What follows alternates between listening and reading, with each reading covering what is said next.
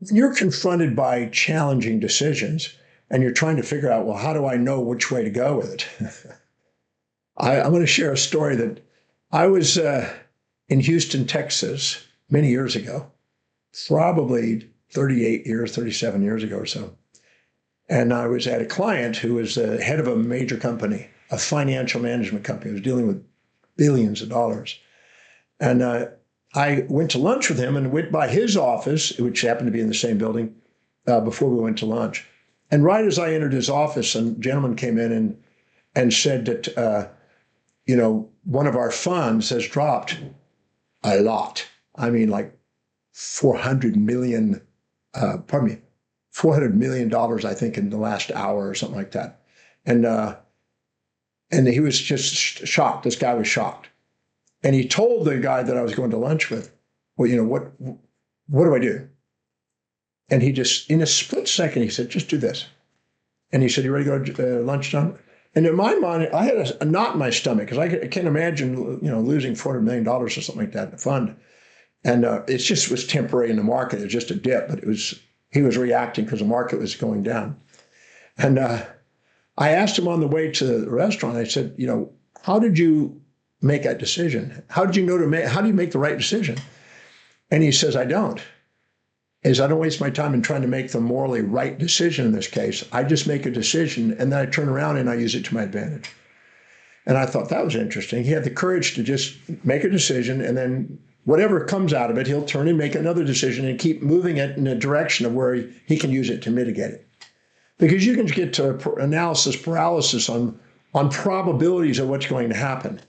In fact, if you look carefully in your life, every decision you made has both benefits and drawbacks. And no one knows all the consequences of any decision. No one. So if you're expecting to have a decision that is absolutely certain, will all positive and no negative, it's not going to happen. Or all negative, no positive. Any of those things don't exist. In fact, the longer the data we have over time that we accumulate, according to the central limit theorem, the higher the probability of a bell curve distribution on the advantages and disadvantages. Like I say, when you do something, you have no idea what all the consequences are, the advantage and disadvantage of any action you take over a long period of time. That's why morality many times is very murky. We have to narrow our minds to make a black and white absolute morality sometimes.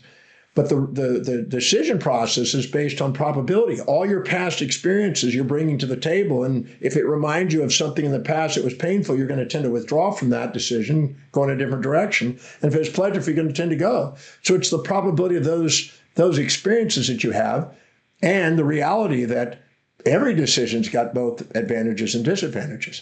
So I'd rather not do that. I'd rather bring my perceptions into balance and see both sides of what's going to happen and see it objectively. And what that does is it brings the blood glucose oxygen into my forebrain, into the medial prefrontal cortex, where I get spontaneous actions, not decisions from the amygdala.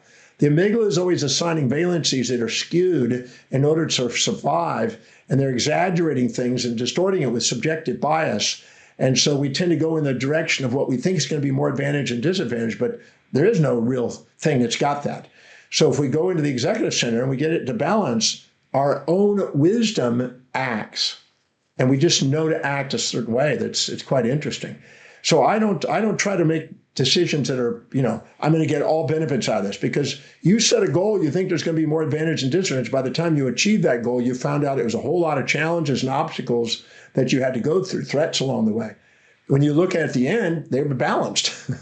So I would say, balance the equation now, look for both the pros and cons, mitigate the risks that are there, and look at the advantages. The risks that you see when they do, it calms down the fantasy that you think there's going to be a positive without a negative and allows you to see both sides. And when you see both sides simultaneously, you have a real objective, you've mitigated the risks, you're ready for the things that are really going to happen, you're prepared for what the real outcome is, the consequences will be benefits and drawbacks, and you're able to act more spontaneously and inspired without having to fret over the outcomes of probability thinking.